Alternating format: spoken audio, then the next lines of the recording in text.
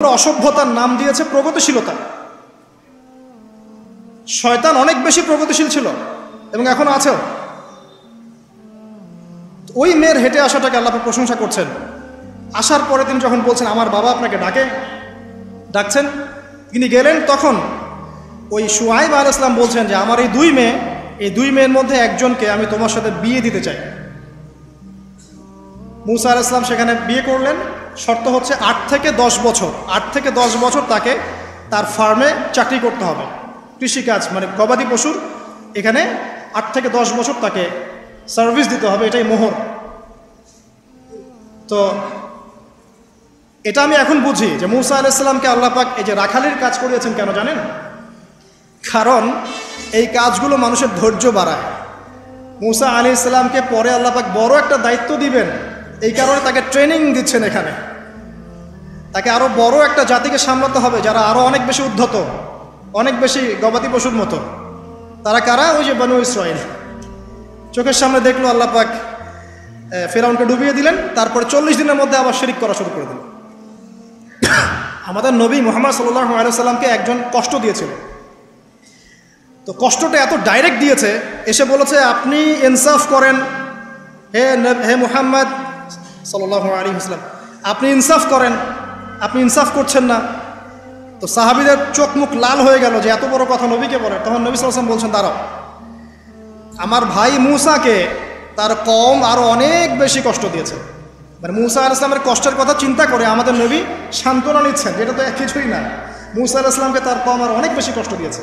তো এই কওমকে সঠিক পথে চালানোর জন্য আল্লাহ পাক 8 বছর তাকে রাখালি করিয়েছেন। আপনারা জানেন কিনা জানি না যে বেশিরভাগ নবী কিন্তু কৃষিকাজ করেছেন, এটা জানেন? তো যারা কৃষিকাজ করছেন আপনারা এখানে নিজেকে হীনমন্যতায় ভোগার, ছোট মনে করার কোনো সুযোগ নাই। আপনি একটা নোবেল প্রফেশনের মধ্যে আছেন, খাঁটি প্রফেশনের মধ্যে আছেন, ঠিক আছে? তো দেখেন, এবার মুসা আলাইহিস সালাম একজন ভালো গার্ডিয়ান পেলেন, তার নাম শুআইব আলাইহিস সালাম। সেখানে বাড়ি পেলেন, সেখানকার জামাই, তিনি চাকরি করছেন, মানে তার সব কিছুই অনুকূলে। ওই যে দোয়া কিন্তু কবুল হয়ে গেল। সতী পুত পবিত্র একটা মেয়ে আল্লাহ পাক তাকে দিয়ে দিলেন। কারণ মুসা আলাইহিস সালাম ছিলেন অনেস্ট, মুসা আলাইহিস সালাম ছিলেন একজন সৎ ব্যক্তি, অনেস্ট, যিনি কখনো অশ্লীল কোনো পথে পা বাড়ান নাই। ঠিক তেমন একজন মেয়েকে আল্লাহ পাক তার জীবন সঙ্গিনী করে দিলেন। তাই আমাদের শিক্ষা হচ্ছে, আমরা যদি নিজেদেরকে পবিত্র রাখতে পারি, তোমাদেরকে বলছি ইনশাআল্লাহ তুমি তোমার জীবনে পুত পবিত্র নেককার স্ত্রী পাবে। কিন্তু তোমরা যদি এখনকার এইসব প্রলোভনে পড়ে জেনা, মদ, পর্ন, হাবিজাবি সব কিছুর মধ্যে ঢুকে যাও, মাদকের ইত্যাদির মধ্যে, পুত পবিত্র নারী আসবে না। দেখবা যে এমন নারী তোমার জীবনে আসছে যে নিজেও পবিত্র না। আর কিফা অন কিরাম, আল্লাহ পাক ব্যালেন্স করেন সবসময়, ইল্লা মাশাআল্লাহ। শুধু তাই নয়, শুআইব আলাইহিস সালামের মতো একজন গার্ডিয়ান তিনি পেলেন, যিনি তাকে দিনের পথে হেল্প করলেন। পরবর্তীতে মুসা আলাইহিস সালাম নবী হলেন। এখান থেকে একটা প্রমাণ আছে, দলিল, সেটা হলো বাড়ির গার্ডিয়ান যদি দিনদার হয়, শুআইব আলাইহিস সালামের মতো সাপোর্টিং হয়, পরিবারবর্গকে দিনের জন্য সাপোর্ট করছে, সেই পরিবারের মধ্যে শান্তি আসবে ইনশাআল্লাহ।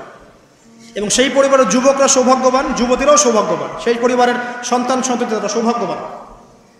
তাই পরিবারের গার্ডিয়ান যারা আছেন, আজকের খুতবা শুনছেন, আপনারা সাপোর্টিভ হন, পরিবারকে দিনের ক্ষেত্রে সাপোর্ট দেন, একটা ভালো প্যারেন্টিং করেন, মানে সন্তানদেরকে সুন্দর প্যারেন্টিংসের মধ্যে নিয়ে আসেন। আসুন সামনে যাই, এবার একটু কনক্লুশনের দিকে যাচ্ছে, আসেন। তো কোরআনের পরতে এরকম দলিল আছে। আরও দেখবেন, ইয়াকুব আলাইহিস সালাম মৃত্যুবরণ করছেন, সন্তানদেরকে ডেকে বলছেন যে আমার পরে তোমরা কার ইবাদত করবে। মানে তিনি কনসিয়াস যে আমার পরে বাচ্চা কাচ্চারা আবার যেন বিভ্রান্ত হয়ে না যায়, তোমরা কার ইবাদত করবে, ডেকে বলছেন।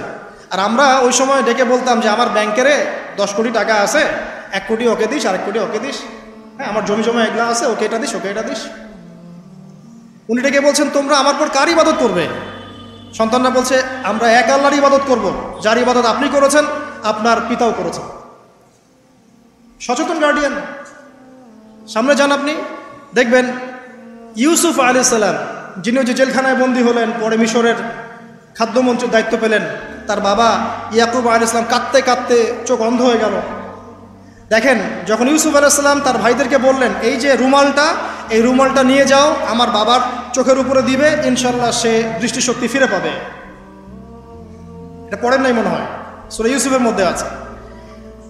এই রুমালটা যখন আমার বাবার চোখের উপর দিবে তখন সে তার দৃষ্টি শক্তি ফিরে পাবে। তখন ওই রুমালটা যখন তারা বহন করে নিয়ে আসছেন, অন্ধ ইয়াকুব আলাইহিস সালাম তিনি বলছেন যে আমি দূর থেকেই ইউসুফের গন্ধ পাচ্ছি। সূরা ইউসুফ আর জুলাইখার প্রেম কাহিনী নয়। সূরা ইউসুফ হচ্ছে তার পিতা ইয়াকুব আলাইহিস সালাম এবং এই যে তার ছেলে ইউসুফ আলাইহিস সালাম তাদের মধ্যে ভালোবাসার কাহিনী। এটা ভালো করে পড়েন, ভালো করে বুঝবেন। এখানে পিতার সন্তানের ভালোবাসাকে বোঝানো হয়েছে। এত ভালোবাসেন তিনি সন্তানকে। এখান থেকে শিক্ষা কি? শিক্ষা হচ্ছে পিতাদেরকে সন্তানদেরকে ভালোবাসতে হবে, আদর করতে হবে, কাছে থেকে বোঝাতে হবে। সবসময় শাসনের লাঠি ঘোরানো যাবে না। সন্তান যদি হোঁচট খায় তার হাতটা ধরতে হবে, ধরে বলবে বাবা কি হয়েছে, আমি তো তোমার সাথে আছি। মা কি হয়েছে, হতাশ কেন হচ্ছে, আমি তোমার সাথে আছি। একটা রেজাল্ট খারাপ হচ্ছে তো কি হয়েছে, আমি তোমার সাথে আছি। বাবা নামাজ পড়ো, বাবা কোরআন তেলাওয়াত করো, আল্লাহকে ডাকো, আল্লাহ তোমার সাথে আছে। তোকে কনফিডেন্স দিতে হবে। যখন পিছন থেকে সন্তানরা কনফিডেন্স পাবে, এই সন্তানরা বড় হয়ে আত্মবিশ্বাসী হবে। আর পিছন থেকে যখন আপনি তাকে সবসময় শাসন করতে থাকবেন, জুলুম করতে থাকবেন, এ বড় হয়ে আপনাকে বৃদ্ধাশ্রমে পাঠাবে না তো কোথায় পাঠাবে? সন্তানকে ভালোবাসতে হবে। এটা বলে রাখি, এখানে দেশে আবার 30টা বৃদ্ধাশ্রমও আছে। ইসলামে বৃদ্ধাশ্রমের কোনো জায়গা নাই। আর এখন আমি চলমান একটা পত্রিকা রিপোর্ট দেখলাম গুগলে, নাম করা পত্রিকা, নাম বলছি না। তারা বলছে এখন বৃদ্ধাশ্রম সময়ের দাবি। বৃদ্ধাশ্রম এখন সময়ের দাবি, নাউজুবিল্লাহ। আর ইসলাম বলছে সবচেয়ে সেরা অধিকার দিবে মাকে, তারপরে মাকে, তারপরে মাকে, তারপর বাবাকে। মায়ের পায়ের নিচে জান্নাত, বাবার সন্তুষ্টিতে আল্লাহর সন্তুষ্টি, এগুলো ইসলাম বলছে। আর এখনকার সভ্যতা আমাদেরকে বলছে যে বৃদ্ধাশ্রম এখন সময়ের দাবি। ইউসুফ আলাইহিস সালামকে যেভাবে ভালোবাসতেন তার বাবা, সন্তানকে ভালোবাসুন। আমাদের নবী মুহাম্মদ সাল্লাল্লাহু আলাইহি সাল্লাম মানুষকে যত ভালোবাসতেন, এর কারণ কি জানেন? ছোটবেলা থেকেই তাকে খুব ভালোবাসা দিয়ে মানুষ করা হয়েছে। তার মা তাকে ভালোবাসতেন, তার দুধ মা তাকে ভালোবাসতেন, তার দাদা আব্দুল মুত্তালিব তাকে সাথে করে নিয়ে ঘুরতেন, কাবার সামনে বসাতেন, বসিয়ে বলতেন তার নাম হচ্ছে মুহাম্মদ, প্রশংসিত। এই নামটা তখন আরবে কেউ রাখতো না। আমার এই নাতি, আমার এই ছেলের ছেলে ইনশাআল্লাহ এ বড় হয়ে নেতা হবে, এই কথা বলতেন। তাকে আত্মবিশ্বাস দিতেন। এমনকি তার দাদার ইন্তেকালের পর তার চাচা আবু তালেব মুসলিম না হয়েও সুদীর্ঘ সময় পর্যন্ত ভাতিজাকে সাপোর্ট দিয়েছেন। এই সাপোর্ট দেয়, কনফিডেন্স, এগুলো খুব ইম্পর্টেন্ট। এগুলোর ঘাটতি যখন হবে তখন এই যুব সমাজ পরিবারের সদস্যরা ফেড আপ হয়ে যাবে, মানসিক কষ্টে ভুগবে, মাদকের কাছে যাবে, অন্য একটা মেয়ের কাছে যাবে, পণে যাবে, আপনার মিউজিক্যাল ইনস্ট্রুমেন্টের কাছে যাবে। ঠিক আছে, আমরা শেষ করছি। এখান থেকে একটা শিক্ষা হচ্ছে যে আমাদের পরিবারের সদস্যদেরকে ভালোবাসা এবং তাদের প্রতি কনফিডেন্স দেয়া, তাদেরকে আল্লাহর পথে চলতে সাহায্য করা। ইনশাআল্লাহ দেখবেন যে তারা আপনাকে সম্মান করবে, আপনাকে একজন বন্ধু মনে করবে, যে না আমার পাশে কেউ আছে, আমি একা নই, এমনটা ফিল করবে। এটা খুব ইম্পর্টেন্ট। শেষ করার আগে এই যে কোরআনিক কিছু আমি জাস্ট এক্সাম্পল দিলাম, বিচ্ছিন্ন এক্সাম্পল যে কোরআনে এইভাবে আসে। এছাড়া লোকমান আলাইহিস সালামের ঘটনায় আপনি পাবেন সূরা লোকমানের মধ্যে সন্তানকে ডেকে কত নসিহত করছেন। বাবা শিরিক করো না, সৎ কাজে আদেশ করো, অসৎ কাজে নিষেধ করো, পিতামাতার খেদমত করো। আর আমরা বাচ্চাদেরকে কি শেখাই? জমি জমা, বাড়ি গাড়ি, দাঁড়াতে হবে, চাকরি করতে হবে, এটা সেটা। আগে সন্তানকে শেখাচ্ছে বাবা আল্লাহকে চিনো, আল্লাহ বলে একজন আছে, তাকে চিনো আগে, তার সাথে কাউকে শরিক করো না। শিরকের শিক্ষা কোথায় এখন পরিবারের মধ্যে? তো কোরআনে এরকম অসংখ্য দলিল আছে। শেষ করার আগে আমি যেটা বলতে চাই যে আমাদেরকে কিছু কিছু বিষয় যদি আমরা এখনও যদি মেনে চলি, এই ভঙ্গুর সমাজ ব্যবস্থায়ও আদর্শ পরিবার ধরে রাখা ইনশাআল্লাহ সম্ভব।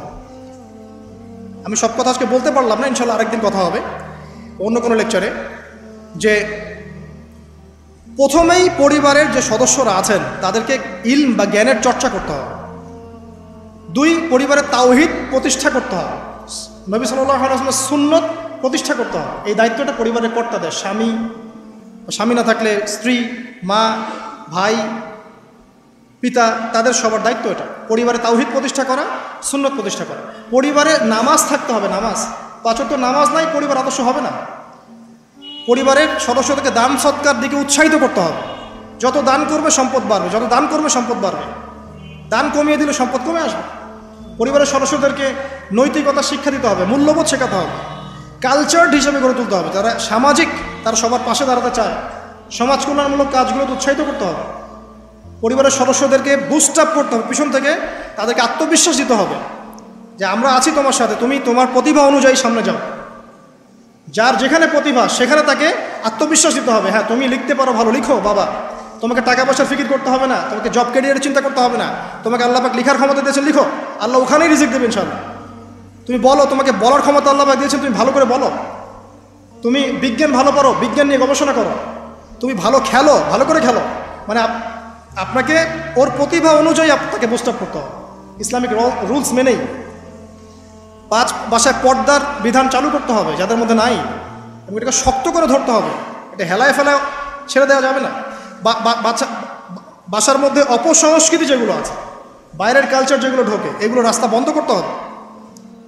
ইন্টারনেট সেকশনগুলোকে লিমিটেড করতে হবে। এবং যা দেখবেন সবাই একসাথে দেখবেন, ড্রয়িং রুমে বসে। স্মার্টফোন এতে অ্যাভেলেবেল করে দিবেন না। এমনও কান্ট্রি আছে 18 বছর না হলে কেউ ফোন ইউজ করতে পারে না, আর আমাদের জন্মের পর থেকেই ফোন। বাচ্চার ওই ফোনটা দেওয়া মানে তার মস্তিষ্ক ড্যামারেজ, শেষ। দেখেন আপনি ফোনের কারণে যে কত পাপ করতেছে আল্লাহ। এবং ফোনকে আমরা এখন আর কন্ট্রোল করছি না, ফোনই আমাদেরকে কন্ট্রোল করছে। এগুলো বন্ধ করতে হবে।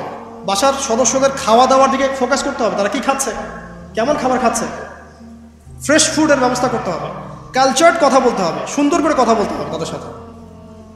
ঝগড়াঝাটি এগুলো দেখে যখন তারা অভ্যস্ত হয়ে যাবে, তখন তো নৈতিকতার অবক্ষয় ঘটবেই। আরও কিছু বিষয় আছে, যেমন পরিবারে হৃদ্যতা, ভালোবাসা পিতামাতার মধ্যে আছে কিনা, স্বামী স্ত্রীর মধ্যে আছে কিনা, এই বিষয়টা যেন ছোটদেরকে ইফেক্ট না করে খেয়াল রাখতে হবে। এভাবে যখন ইফেক্টিভ প্যারেন্টিং আসবে, পরিবার রিজিক হালাল, সলাত আছে, কোরআন আছে, জিকির আছে, তারা সমাজকল্যাণমূলক কাজ করছে, ইসলামিক কমিউনিটির মধ্যে আছে, হ্যাঁ, সবার সাথে একটা হৃদ্যতাপূর্ণ সম্পর্ক আছে, তখন দেখবেন এই পরিবারের সন্তানরা ইনশাআল্লাহ পরবর্তীতে গিয়ে ভালো কিছু করবে ইনশাআল্লাহ। এই পরিবারের মেয়েরা ইনশাআল্লাহ শালীন হবে, এবং তারা যখন অন্য কোনো ঘরে যাবে ওই পরিবারও ঠিক থাকবে ইনশাআল্লাহ। তো দিনের জ্ঞান, আমল, হালাল রিজিক, সুন্দর প্যারেন্টিংস, এগুলোর মধ্য দিয়ে আমরা আদর্শ পরিবার গড়তে পারবো ইনশাআল্লাহ আজ্জা ওয়া জাল। আল্লাহ পাক আমাদের সবাইকে তৌফিক এনায়েত করুন। আমি লেকচারটা এখানে শেষ করছি। তো শেষ করার আগে আমি জাস্ট একটা বই সাজেস্ট করবো আপনাদেরকে। আমার হাতে একটা বই আছে, ইনশাআল্লাহ পরবর্তীতে কোনো এক জুমায় বা কোনো একটা সেমিনারে ইনশাআল্লাহ শুধুমাত্র এই বইটার উপরে আমি আলাদা একটা স্বতন্ত্র লেকচার বা সেমিনারের আয়োজন করবো ইনশাআল্লাহ। বইটার নাম হচ্ছে প্যারেন্টিং, জাস্ট সন্তান প্রতিপালন। জাস্ট দেখাচ্ছি বইটা, জাস্ট সন্তান প্রতিপালন, প্যারেন্টিং। এটা বলছি না যে এটা ইসলামিক মূলনীতি এখানে একপেশেভাবে উপস্থাপন করা হয়েছে, এমন নয় বিষয়টা।